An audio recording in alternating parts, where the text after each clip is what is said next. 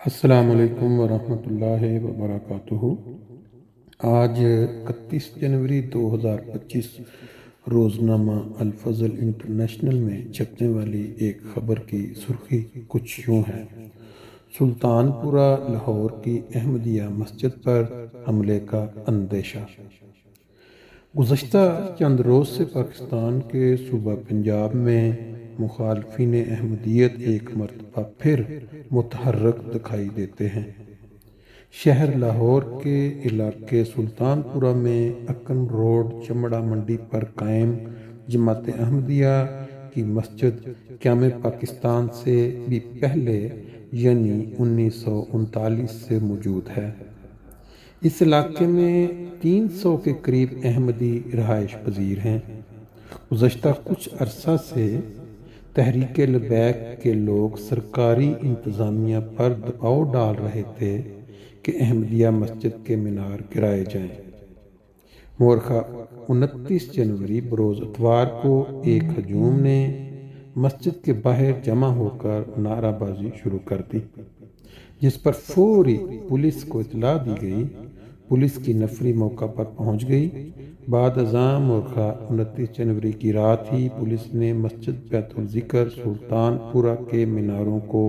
Sheet کے ساتھ کور کر دیا، اور اس کارروائی کے باوجود 2 احمدیوں کے خلاف تھانہ مصری شاہ لاہور میں زیر نمبر 318-25 زیر دفعات 298C اور 298B مقدمہ درج کر لیا گیا۔ آج 31 جنوری بروز جمعہ کو اندیشہ ہے کہ مذہبی انتہا پسند عناصر احمدی مسجد پر حملہ نہ کر دیں۔ یہ لوگ غیر قانونی طور پر زبردستی داخل ہو کر مسجد میں توڑ پھوڑ بھی کر سکتے ہیں۔ پاکستان کے تمام شہریوں کی حفاظت اور ان کی آزادی کی ضامن سرکاری انتظامیہ کو اس قدیمی مسجد کا تحفظ یقینی بنانا چاہیے، نیز احمدیوں کے جان و مال کے تحفظ کے لیے مؤثر اقدامات کرنے چاہیے۔ یہ مطالبہ پچھلے 1 سال 2 سال سے بار بار ریپیٹ ہونے کے باوجود اگر آپ دیکھیں تو 1 سال کی قلیل مدت میں 60 سے زائد احمدیہ مساجد کے مینار محراب شہید کیے گئے اور مساجد پر لکھا کلمہ مٹایا گیا۔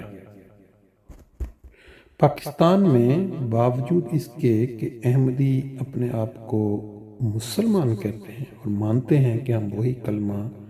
پڑھتے ہیں جو تمام مسلمان پڑھتے ہیں، ہمارے عقائد وہی ہیں جو تمام مسلمانوں کے ہیں، لیکن اس کے باوجود سیاسی بنیادوں پہ جب 1974 پہ ان کو غیر مسلم قرار دے دیا گیا تو اب اس کے اوپر جو قانون بنائے گئے، بارہا اس کے اوپر آرڈیننس جاری کیے گئے، ان تمام کو ذہن میں رکھیں، اور ایک طرف ہمارے پیارے نبی جو کہ رحمت العالمین تھے پورے جہانوں کے لیے، ان کے یہ 2 معاہدات کو ذہن میں رکھیں، پھر تصویر بالکل کلیئر ہو جائے گی۔ نبی پاک صلی اللہ علیہ وسلم نے غیر مسلموں کی عبادت گاہوں کی حفاظت اور انہیں اپنے مذہب کے مطابق عبادت کرنے کی اجازت دینے کے بارے میں واضح ہدایات دی ہیں۔ آپ صلی اللہ علیہ وسلم نے معاہدات اور صلح ناموں میں غیر مسلموں کے حقوق کا خاص خیال رکھا ہے۔ ایک مشہور واقعہ ہے جب نبی پاک صلی اللہ علیہ وسلم نے نجران کے عیسائیوں کے ساتھ معاہدہ کیا تو اس میں یہ شرط شامل تھی کہ ان کی عبادت گاہوں کو کوئی نقصان نہیں پہنچایا جائے گا اور انہیں اپنے مذہب کے مطابق عبادت کرنے کی مکمل آزادی ہوگی۔ آپ صلی اللہ علیہ وسلم نے فرمایا،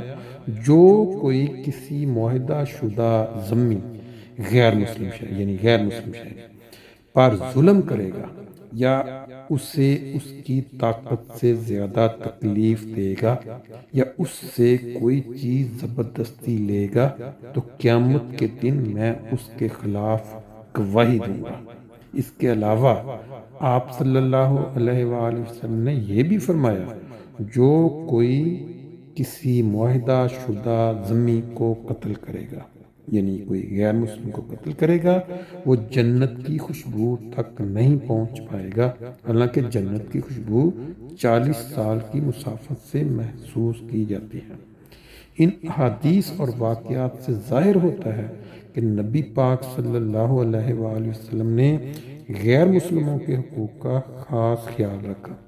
اور انہیں اپنے مذہب کے مطابق عبادت کرنے کی مکمل آزادی دی۔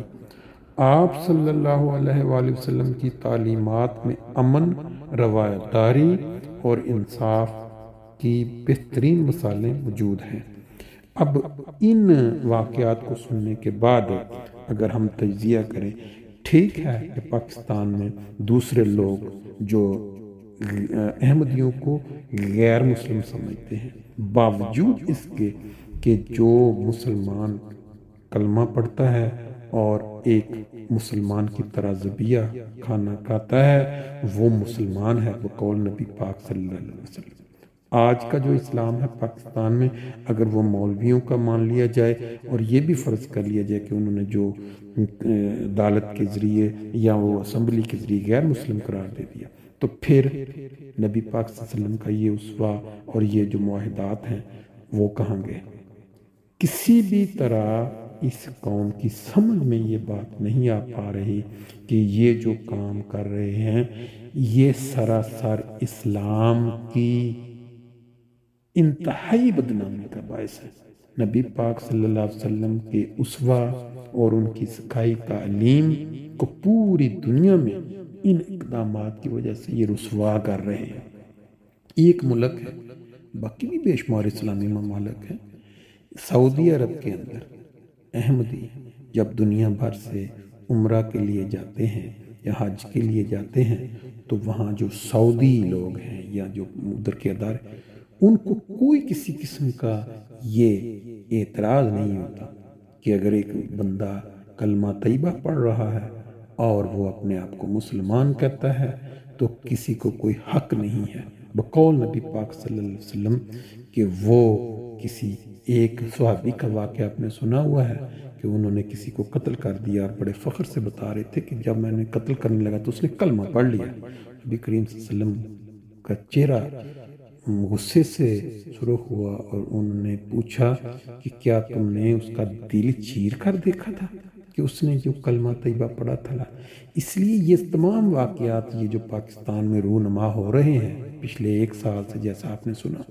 اسلام کی تعلیم کے سراسر خلاف ہیں، نبی پاک صلی اللہ علیہ وسلم کے اسوہ اور تعلیم کے سراسر خلاف ہیں۔ یہ سارے سیاسی اقدامات ہیں، اپنی سیاست چمکانے کے لیے، پیسے کمانے کے لیے، اور یہ راتوں رات بعض لوگ شہرت پانے کے لیے یہ کام کرتے ہیں۔ چند روز قبل آپ نے وہ ویڈیو دیکھی، ینگ لوگ، ینگ جنریشن نعرے لگا رہے ہیں، پھٹکا رہے ہیں لوگوں کو، اور آج یہ ہے کہ جو پرچے کے اوپر خطرہ ہے کہ آج رات یا صبح وہ اس مسجد کے اوپر چڑھ دوڑیں اور ایک دفعہ پھر پوری دنیا میں اسلام کی امن پسند تعلیم کی دھجیاں اڑا کے رکھتے ہیں۔ اللہ تعالیٰ ان کو فہم اور عقل دے اس قوم کو۔ میں پہلے بھی 1-2 دفعہ یہ سوچ میرے ذہن میں یہ خیال ہے کہ شاید خدا تعالیٰ پورے پاکستان کے بچوں، جوانوں، بوڑھوں، عورتوں کو ایک دفعہ سوشل میڈیا کے ذریعے اور ہر لیول کے ذریعے یہ چیزیں مکمل طور پر دکھا دینا چاہتا ہے، تاکہ کل اگر عذاب الہی نازل ہو تو کوئی شخص ان میں سے یہ نہ کہہ سکے کہ اے خدایا ہمیں تو پتہ ہی نہیں چلا کہ تیری تعلیم اور نبی پاک صلی اللہ علیہ وسلم کی جو ارشادات ہیں یا ان کے اسوہ کی اس طرح سے دھجیاں بکھیری جا رہی ہیں۔ مسجدوں کے منار ٹوٹ رہے ہیں، قبروں کے کتبے ٹوٹ رہے ہیں، محراب ٹوٹ رہے ہیں، کلمہ طیبہ مٹایا جا رہا ہے، عقیدہ میں اختلاف کی بنیاد پہ قتل کیا جا رہا ہے، شہید کیا جا رہا ہے، بچوں کو تعلیم سے محروم کیا جا رہا ہے، ٹیچروں کو اسکولوں سے نکالا جا رہا ہے، لوگوں کی دکانوں کے اوپر بینر لگائے جا رہے ہیں کہ یہاں احمدیوں کا داخلہ منع ہے، ان سے کاروبار کرنا منع ہے، ان کے ساتھ بیٹھنا منع۔ یہ ساری سیم وہ چیزیں ہیں جو نبی کریم صلی اللہ علیہ وسلم کے دور میں کفار مکہ نے مسلمانوں کے ساتھ روا رکھی۔ اب اس سے آگے کیا اتمام حجت ہوگا اس قوم کے لیے؟ اللہ تعالیٰ ان کو فہم اور عقل دے۔ انشاءاللہ نیکسٹ آپ کو جو بھی تازہ ترین اپڈیٹ ہوگی پھر آپ سے سامنے رکھیں گے۔ فی الحال آپ منظر بھوپالی صاحب کے یہ بہت ہی مزیدار قسم کے چند شعر سنیں جو کہ پاکستان کے حالات کے بعد ہو سکتا ہے بعض احمدیوں کے جذبات کا اظہار کر رہے ہیں۔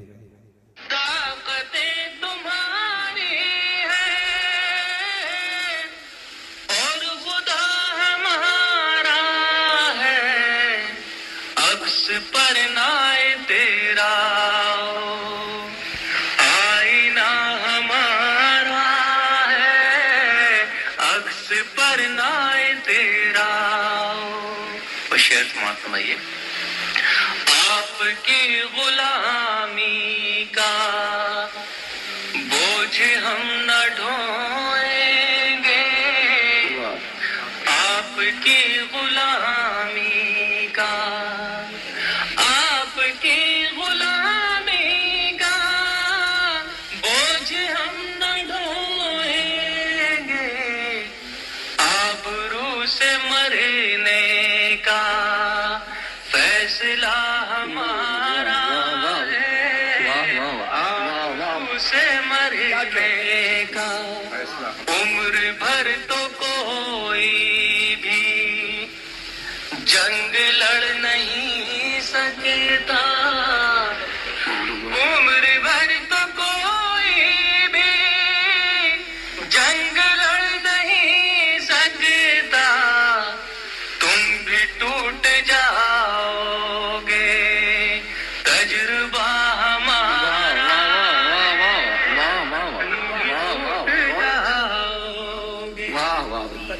تجربہ ہمارا ہے، تم بھی ٹوٹ جاؤ گے، اپنی آقا نے فرمایا تھا نا کہ یا یہ آئین رہے گا یا پاکستان رہے گا، اب دیکھتے ہیں۔ اپنی رہنمائی پر اب غرور مت کرنا، آپ سے بہت آگے نقش پا ہمارا،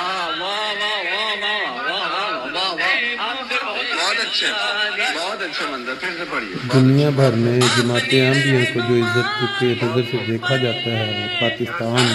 ہر اگلے دن ضلالت کے گھڑے میں گرتا ہے۔ ہمارا ہے، آپ سے بہت آگے، طاقتیں تمہاری ہیں، غیرت جہاد اپنی زخم کھا کے جاگے گی، غیرت جہاد اپنی زخم